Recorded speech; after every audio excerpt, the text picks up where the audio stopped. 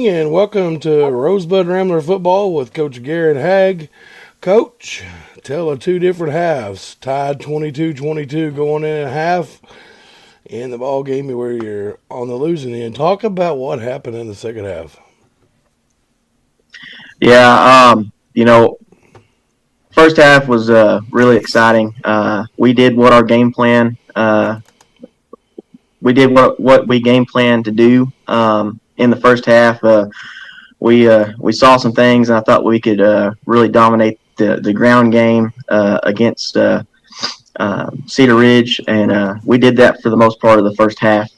The big thing in the second half is our fullback got ejected early into the third quarter, so that had a big impact on us. He had a lot of yards in the first half, and I really think if he wouldn't have got tossed, it would have been a completely different ball game. We just had a couple mistakes early in the third quarter. I think they scored a touchdown, and then they got a pick six right after that, and then we kind of had to go to more of a spread look just to try to catch back up, and we couldn't really make anything happen. We dropped some balls, and we just couldn't connect with our receivers downfield like we wanted to. But overall, I thought it was a good game for us. It was disappointing, but we showed that we can dominate on the ground or in the air. Depending on what night it is. So whoever we play has kind of got to be prepared for both different forms of attack. You were running two different offenses. Was that part of the game plan too? I know one time you come into the spread, and then the next time you was up under center. Mm-hmm. Talk about that. Is that something you are wanting to kind of get to, or is that just two different offenses you're wanting to run? Yeah, I've always been kind of a spread guy. I've also coached at schools like Rivercrest that used to run the double tight, double wing stuff, and they're a really successful program. The biggest thing for the reason why we ran two different offenses is, I kind of like to keep a mixed bag of formations and plays, just in case we need them. The first half, the first three games, we were really just a spread offense, and we tried the spread against Cutter, and it didn't go so well. One of our receivers, Ashton Smith, he got hurt early on in the Cutter game, so that kind of, one of our starters was down. So, we if it's not working, I'm a big believer in make a change and see what happens. And with guys like Bradshaw and Rudy and Hayden Jennings who can get the ball and run downhill pretty well, we felt that going under center and trying that approach would be beneficial. Also, it just if we can run more of a tight, hard hitting, quick offense, quick run game offense, and really control the clock, that's our biggest thing. Because defensively, we've given up a whole lot of points this year, but our offense really isn't helping our defense out, and that's one thing that I wanted to try to change this week is have longer possessions offensively, and in turn, try to limit the other team's possessions if we can. That was the overall game plan. At times we went spread. Whenever we tried to, when we got down, we had to spread. I felt like spreading out, trying to score points quicker would be best. Or if we get in like a third and long or something like that, then obviously we'll probably spread it out then as well. But, program-wise, I think we may try to transition to more of an under center tight offense like that. I feel like that'll give us the most success, especially in the future. And talk about your rushing there. I know you said that, the rushing game was good, had a great game. Had 231 yards on the ground. Garrett Bradshaw had 6 rushes for 98 yards. Hayden Jennings had 8 rushes for 95 yards. And Bryce Walls added 13 rushes for 98 yards. And Robert Waddell added 3 rushes for 15 yards. Great rushing night. You've already talked about a little bit about the rushing night, but talk about that rushing attack was between all 4 of those boys. Yeah, like I said, we got, that was a big part of why I decided to put that in this week. I think we got some guys that can get the ball and get downhill and gain some yards. And there's a lot of teams in the state in the past that have been firm believers of if we can get 3 yards, we're going to win a lot of football games. And that's kind of what we've started to instill in our guys. Now, Reedy had a big game too, receiving wise. I can't remember how many yards he had. But just if we can control the line of scrimmage and if we can control the clock and attack them in the run, then it'll just open up Reedy and some of the other guys even more. But yeah, just that's kind of the game plan moving forward.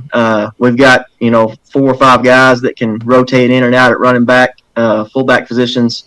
So we're looking to spread the load a little bit, and we may not have guys that carry the ball for 100 yards a game, but we may have 4 or 5 that can get 40 to 60, and that's still a really good offensive production.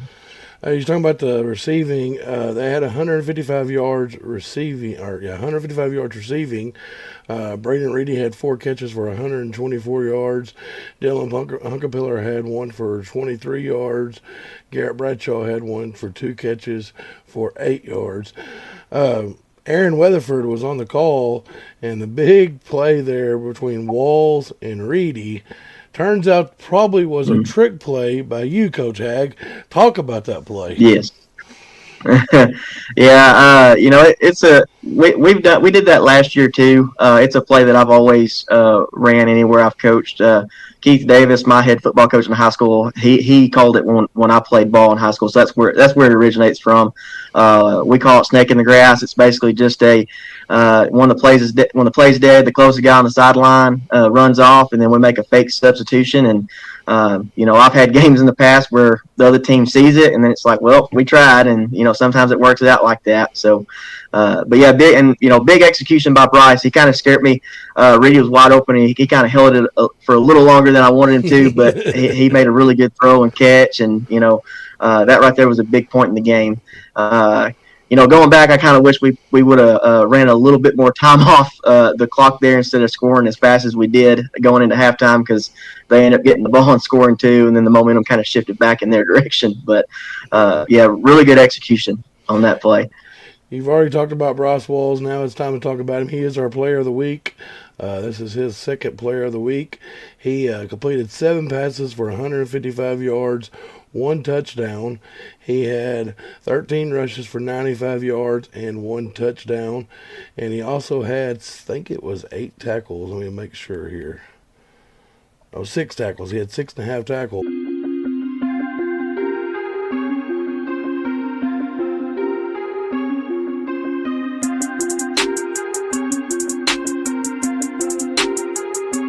Get a man to jump off. Here's Walls. He's going to run out to his right, looking to throw. He's going to take it down. Jeff, there he goes. There he goes down the sideline.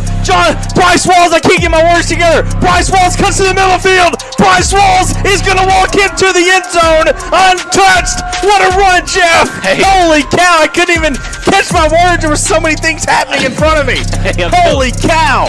I'm telling you, Bryce Walls is the guy, man. 8 touchdowns 2 weeks ago. This guy can get you some points. He absolutely can. He just showed you why right there. The speed of Bryce Walls came out of nowhere. Walls in the gun with Bradshaw to his right. Here's the snap. Walls looking to throw again. He's going to throw a deep, wide open man. He's got it. It's caught. It's caught. There he goes. That's number 4, Braden Reedy. He's into the end zone. Touchdown, Ramblers. Did you see that play? I saw the whole thing. Reedy was walking to the sideline like he was coming off because they did make a substitution. Yes. But Reedy stayed on the field. A trick play by sneaky. Coach Haag. What a call. And Rosebud has taken the lead here with 57 seconds to go.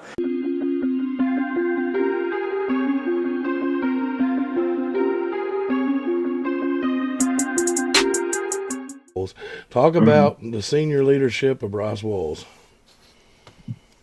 Yeah, it's kind of like I mentioned it before, and I know we've talked about him a lot on here, but our whole system runs through him both offensively and defensively. I try to get him breaks as much as we can, but at the end of the day, we're a lot better when Bryce is on the field.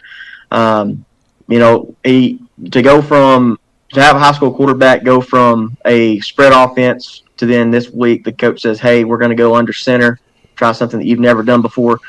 He's really bought into it, and I think we may have had 2 bad snaps all game, but we never fumbled it. We never lost possession, due to a fumble or anything like that. So he really managed the game very well, and also made some really good throws. I want to say he started off, I think his first 4 passes were all complete. He started he started throwing incompletions, and we had some drop passes when we just had to go faster in the pass game and try to catch back up. So he had a really good start in the air as well. But just great leadership, and really, really good guy to have around. Really good leader on and off the field. All right, let's switch gears to the defensive side of the ball. Hayden Jennings led tackles with 6. Angel Haso had 5.5. Hunkapiller had 4.5. Garrett Bradshaw had 4.5. Braden Reedy had 3.5. We already talked about Bryce having 6.5. Maddox Smith had 1.5. Amatrod had 5. Woodall had 1. Holman had 2. And tackles for losses, Hunkapiller had 0.5.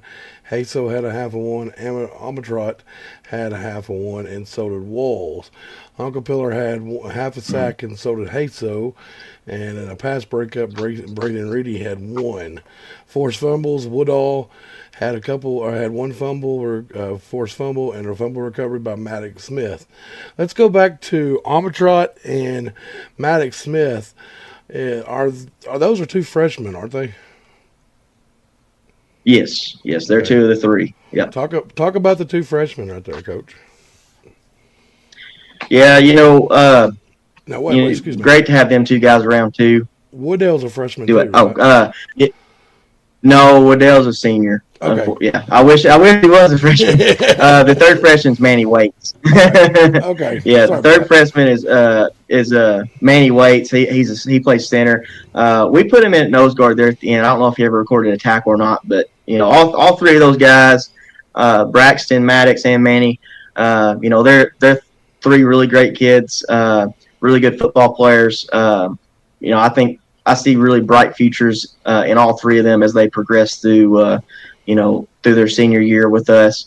Overall defensively, both of them really stepped up this week and helped a big time. I think our defense this week played a lot better than what they have previously. We really stressed this week, really, getting downhill faster, trying to get some tackles for losses, which we didn't get as many as I wished. But, we had Cedar quite a few times on like 3rd and long and 4th and long. And it could have been a different game if we could have contained their quarterback a little better. Their quarterback was pretty shifty, but a lot better defensive night, and really, really proud of those 2 freshmen, and we look forward to seeing how they progress as they go throughout the program. All right, let's shift gears, making that trip to Mountain View, the defending state champion and a team that is rolling right now. Talk about how you're going to contain those Yellow Jackets. Yeah, I mean they got a heck of a football program. I don't think they've lost 8-man games since they've been an 8-man. They may have. I don't think they have. And the big thing that we've stressed this week is we get a shot to play the state champion, the defending state champion, who may very well do it again. You don't get that opportunity a whole lot to face someone of that caliber. So this week our mindset is just get better with every snap that we play, get better every day.